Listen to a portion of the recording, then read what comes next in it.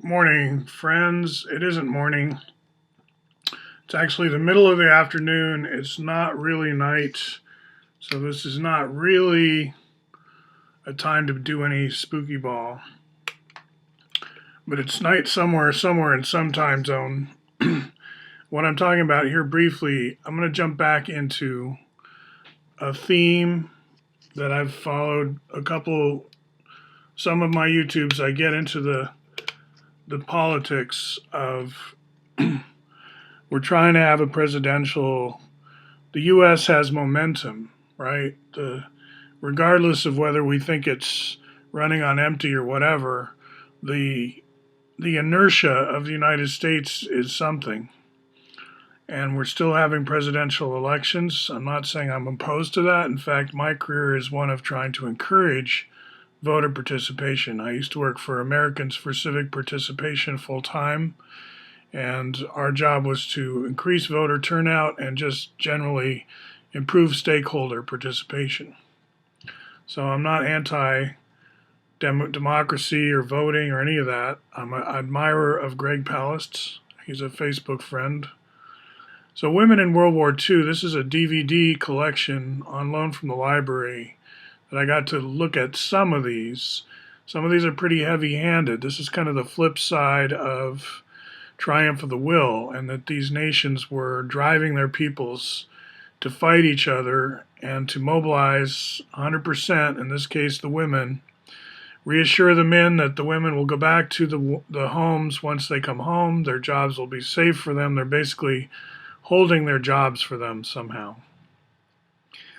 And the thing about it is the American experience of World War II was one of prosperity. They had been in depression, and now all of a sudden, even women need to work in the factories. It's like a sudden shortage of workers, whereas during the Depression, everyone was surplus, and now everyone was needed. Everyone had a role. War is here. And in the U.S., that sense that war leads to prosperity, that has been a very different experience from, say, what's gone on in Russia. Now, here I am in Minneapolis going to explore a museum about the art of Russia.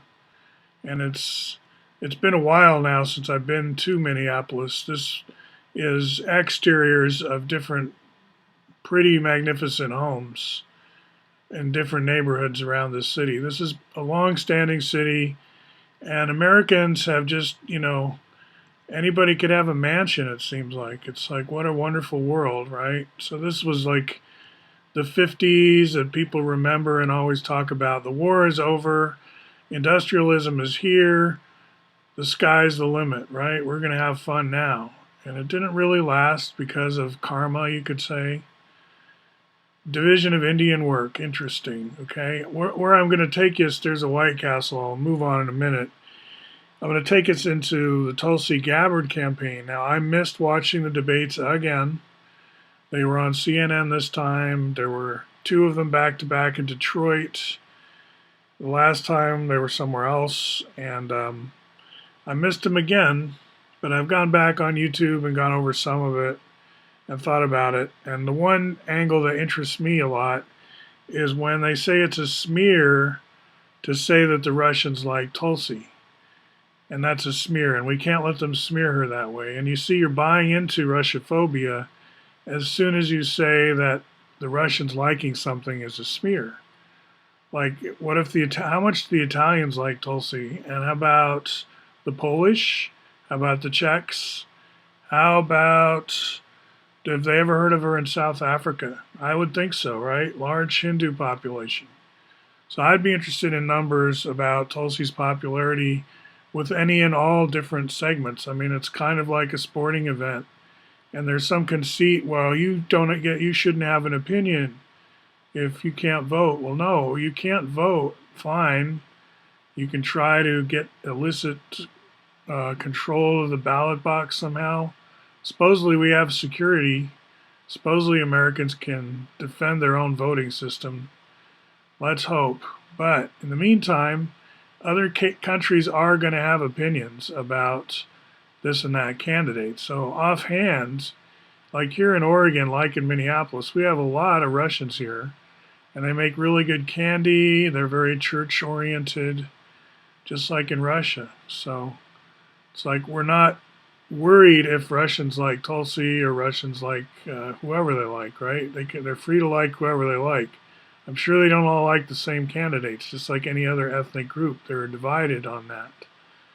But to say it's a smear campaign that Russians like Tulsi, I think what they're going on when they say that is they watch Russia Today and they see that the Americans working at Russia Today tend to like Tulsi, right? Like Jimmy Dore, and I bet Jesse thinks she's pretty cool because he has a military background too, and yet he talks kind of like Tulsi in a lot of ways. Like people who feel like the military is being pushed around by a lot of know-nothings who don't do their homework, and look who gets to pay the price, right?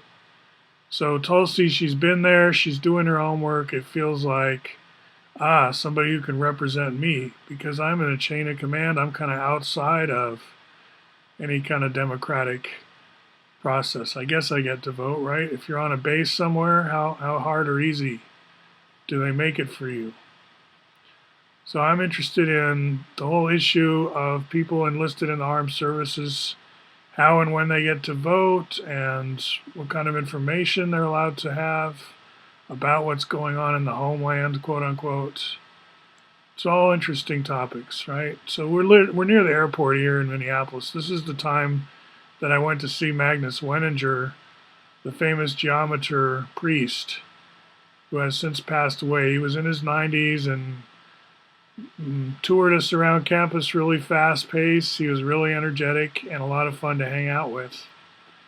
And I did do some movie pictures, some movie video with that loaned camera, and I believe I still have some of that. It's nothing magnificent. It's just fun to see Magnus in action, and he's a very gentle guy and very magnanimous of him to just share the university with us and show us what was going on.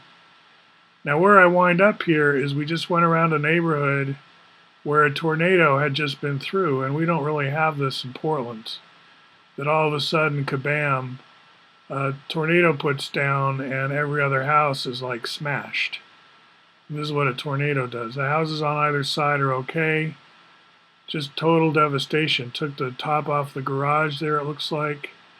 So we're touring around here on our way to a brewery where they, let's see, it's called the Surly Brewery, and they make a beer called Furious.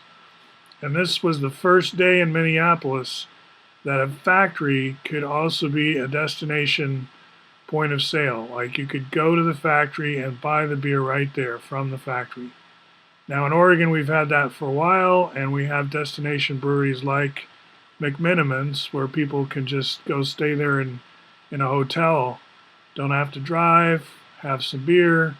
So the idea of a factory, beer factory complex as a kind of asylum city is not new in Oregon. In fact, the McMinimans in Edgefield grew out of what we used to call where you would go when you had no hope of paying your debts and you had no more property.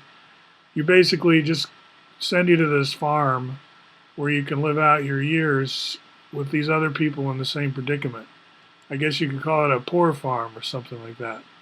And that was a debtor's prison is a way of saying it. I guess if you really can't get out of there no matter what, it would feel like a prison. And there is a prison right nearby. So the history there I'm not totally sure of, but I just wanted to continue with the idea that an asylum city is basically, a place where you might end up when you don't have any more assets, right? And you need to start over somehow. What would that be like? And it's not unusual for civilizations to work in that mode. It's not like we should think about that in the past tense always, right? So Surly had its first Destination Brewery Festival that day, and we had an interesting time there in Minnesota. Let's Shout out to Sister City from Portland, and we'll talk to you more later.